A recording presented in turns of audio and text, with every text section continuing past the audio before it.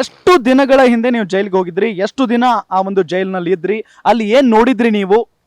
ಈ election MLA election ಯಾವಾಗ ಬಂತಲ್ವ, ಅದ ಮುಂಚೆ ಒಂದು 15 ದಿವಸ ಮುಂಚೆನೇನೋ ನಾನು ಹೋಗಿದ್ದು. ನಾನು 3 ದಿವಸ ನಾನು ಅಲ್ಲಿರ್ತೀನಿ. 3 ದಿವಸ ಆದಮೇಲೆ ನಾನು ವಾಪಸ್ ಬರ್ತೀನಿ. 3 ದಿವಸನೇ ನಾನು ಅಲ್ಲಿದ್ದು. ಆ 3 ದಿವಸದಲ್ಲಿ ಜೈಲು ದರ್ಶನ ಹೇಗಾಯ್ತು ನಿಮಗೆ? ಜೈಲು ಅಂತ ಅಂದ್ರೆ ಅನ್ಕೊಂಡು ಹೋಗಿರ್ತೀರಾ ಬಹಳ ಸ್ಟ್ರಿಕ್ಟ್ ಆಗಿರುತ್ತೆ, ಏನು ಸಿಗಲ್ಲ ಅಲ್ಲಿ ಅಂತ ಹೇಳಿ. ನೀವೇನ್ ನೋಡಿದ್ರಿ? ನಾವು ಸಾಯಂಕಾಲ 5 ಗಂಟೆ 6 ಗಂಟೆಗೆ ನಾವು ಒಳಗಡೆ ಹೋಗ್ತೀರಿ. ಇಲ್ಲಿಂದ ನಮ್ಮ ಕೋರ್ಟಿಂದ ಆರ್ಡರ್ ಆದಮೇಲೆ ನಾನು ಡೈರೆಕ್ಟಾಗಿ ಪರಪ್ಪನ ಅಗ್ರಹಾರ ಕ್ವಾರಂಟೈನ್ ಜೈಲಿಗೆ ನಾವು ಹೋಗ್ತೀರಿ. 6 ಗಂಟೆಗೆ ಹೋದಾಗ ನಮಗೆ ಅಲ್ಲಿ ಅಡ್ಮಿಷನ್ ರೂಮ್ ಅಂತ ಒಂದಿರುತ್ತೆ. ಅಡ್ಮಿಷನ್ ರೂಮ್ಗೆ ಹಾಕ್ತಾರೆ.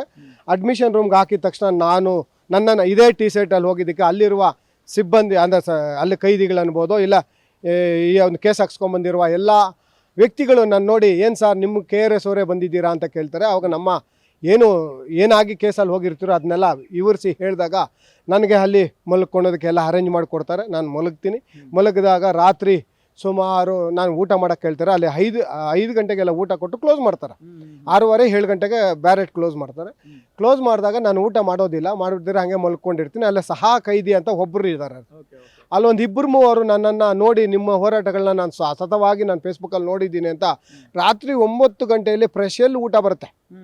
ಸ್ವಲ್ಪ VIP ಅನ್ನೋರಿಗೆ ಸ್ಪೆಷಲ್ ಊಟ 9 ಗಂಟೆಗೆ ಬರುತ್ತೆ, ಒಂದು 2-3 ಅಂತ ಇದರಲ್ಲಿ. ಆ ಊಟ ಬಂದಾಗ ನನಗೂ ಕೊಟ್ಟರು. ನನಗೆ ಬೇಡ, ನನಗೆ ಈ ಹೋರಾಟ ಮಾಡಿದ್ದಕ್ಕೆ ಇಷ್ಟು ಆಗುತ್ತಲ್ಲ, ಆಗಲಿ ಏನೇನಾಗುತ್ತೋ ಅಂತ ತಲೆಯಲ್ಲಿ ಓಡ್ತಾ ಇರೋದು, ಅದೇ ಯೋಚನೆಯಲ್ಲಿರ್ತೀನಿ. ನಾನು ಊಟ ಮಾಡೋದಿಲ್ಲ. ಮಿಕ್ಚರ್ ಕೊಡ್ತಾರೆ, ಒಂದನ್ನು ಇಷ್ಟನ ತೊಗೊಳ್ಳಿ ಅಂದಾಗ ಒಂದು ತುತ್ತು ನಾನು ಮಿಕ್ಚರ್ ತಿಂತೀನಿ ಅಷ್ಟೇ. ತಿಂದು ನನ್ನ ಪಾಡಿಗೆ ನಾನು ಮಲಗಿ ನಿದ್ದೆಗೆ ಜಾರ್ತೀನಿ. ನಿದ್ದೆಗೆ ಜಾರಿ ರಾತ್ರಿ ಏನು ಗೊತ್ತಾಗೋದಿಲ್ಲ. ಬೆಳಗ್ಗೆ ಎದ್ದೇಳ್ತೀನಿ. ಅವ್ರು ರಾತ್ರಿ ಎಲ್ಲ ಕ್ಯಾರಮ್ ಬೋರ್ಡ್ ಆಡ್ಕೊಂಡು ಸ್ವಲ್ಪ ಜನ ಕೂತ್ಕೊಂಡಿರ್ತಾರೆ.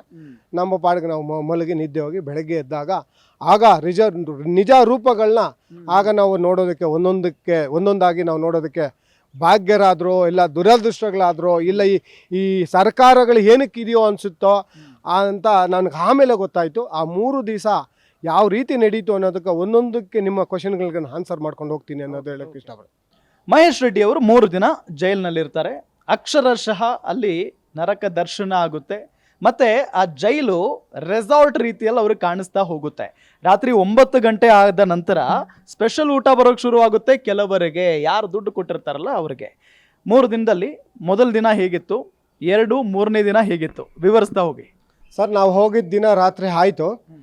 ಬೆಳಗ್ಗೆ ಆದಾಗ ನಾನು ಹೋದಾಗ ನನ್ನ ಜೊತೆಯಲ್ಲಿ ನಾನು ಹೋಗಿ ಫಸ್ಟ್ ಹೋಗಿದ್ರೆ ಒಳಗಡೆ ಬ್ಯಾರೆಟ್ ಕಳಿಸ್ತಾರೆ. ಬ್ಯಾರೆಟ್ ಕಳಿಸಿದಾಗ ಇನ್ನೊಬ್ಬ ವ್ಯಕ್ತಿ ಬರ್ತಾನೆ, ಆಂಧ್ರ ಮೂಲದ ವ್ಯಕ್ತಿ, ಗಾಂಜಾ ಕೇಸಲ್ಲಿ ಒಳಗಡೆ ಬರ್ತಾನೆ. ಅವ್ರ ಜೊತೆಯಲ್ಲೇ ನನ್ನ ಒಳಗಡೆ ಕಳಿಸ್ತಾರೆ. ಅಲ್ಲಿ ಹೋದಾಗ ರೂಮಲ್ಲಿದ್ದು ರಾತ್ರಿ ನಿದ್ದೆ ಆಯಿತು. ಅವರು ಅಲ್ಲಿ ಮಲಗಿರ್ತಾರೆ. ಬೆಳಗ್ಗೆ ಎದ್ದು ಹೇಳ್ತೀನಿ. ಗ್ಯಾರಂಟಿ ನ್ಯೂಸ್, ಸುದ್ದಿ ಖಚಿತ, ನ್ಯಾಯ ನಿಶ್ಚಿತ.